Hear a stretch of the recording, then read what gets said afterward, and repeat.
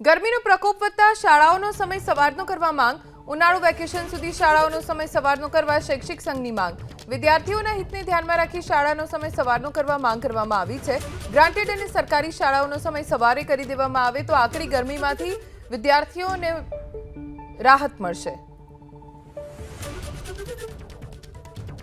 અગાઉ પણ શૈક્ષિક મહાસંઘ તરફથી આ માંગ કરવામાં આવી હતી. મુખ્યમંત્રી કક્ષા સુધી આ માંગ કરીને વિદ્યાર્થીઓને આકરી ગરમીમાં શાળાએથી ઘરે જવાનો વારો ન આવે તે માટે તાત્કાલિક અસરથી આ નિર્ણય લેવા માટે રજૂઆત કરવામાં આવી છે.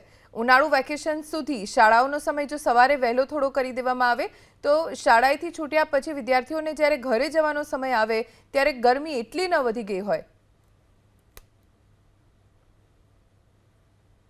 સમગ્ર ગુજરાતની પ્રાથમિક, માધ્યમિક અને ઉચ્ચતર માધ્યમિક શાળાઓ છે એનો સમય ઉનાળુ વેકેશન સુધી સવારનો કરવામાં આવે.